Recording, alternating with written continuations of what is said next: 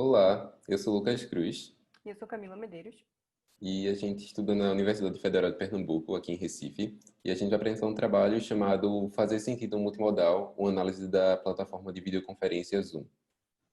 Para traçar esse paralelo entre o gênero aula virtual e o gênero aula presencial, nós utilizamos o modelo etnográfico de Himes para análise de um evento comunicativo.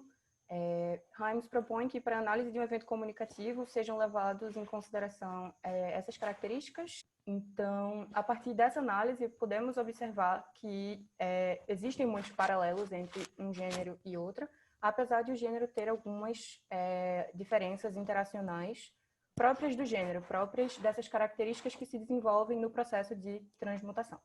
Considerando que o sentido ele é construído socialmente através das interações e que ele tem uma característica multimodal, a gente tomou como base o trabalho de Cope e Calancy, que enumera os tipos de sentidos que são possíveis de encontrar e também o caráter sinestésico deles, ou seja, como eles apresentam uma fluidez como característica básica para o fazer sentido acontecer.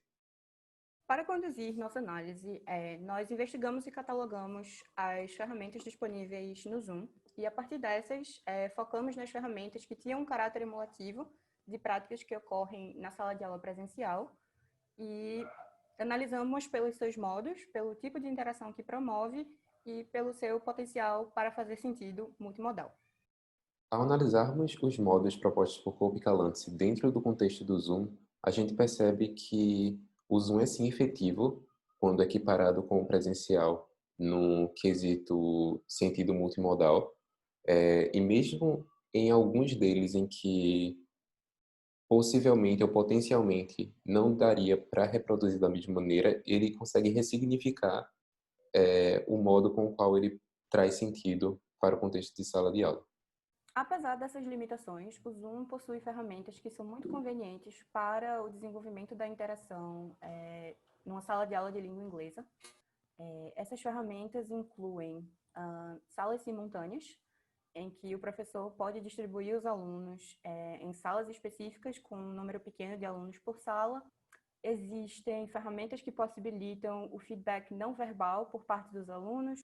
Esse feedback ele pode acontecer tanto através de botões ou gestos que existem no Zoom, ou através do chat, onde os alunos podem desenvolver conversas paralelas durante a aula, caso o professor permita ou não. Por último, na função compartilhamento de tela que o Zoom possui, existe a ferramenta quadro, e um quadro de anotações em que o professor pode chamar a atenção para algum elemento específico na tela, ou então estimular práticas colaborativas na qual o professor entrega o controle do seu mouse ou teclado através da função controle remoto e o aluno pode, do seu computador, interagir com a atividade sendo desenvolvida.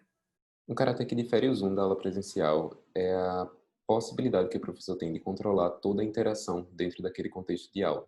Então, ele pode, por exemplo, decidir quando o aluno vai poder ligar o microfone ou quando vai poder usar o chat, etc.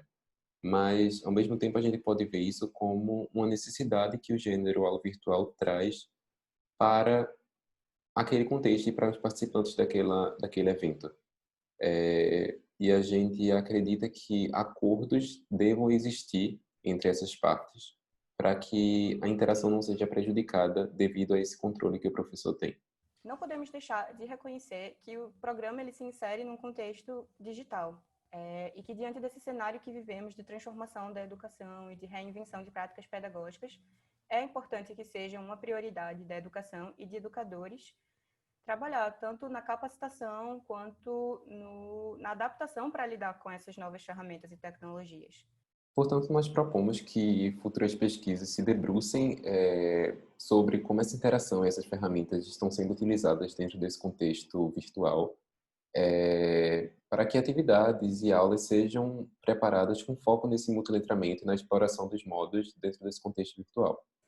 E, no mais, agradecemos a oportunidade de expor nosso trabalho neste evento. A gente está disponibilizando nosso e-mail no pôster, então caso vocês queiram discutir mais sobre o tema no futuro, estamos à disposição. Obrigada. E é isso, obrigado. Tchau.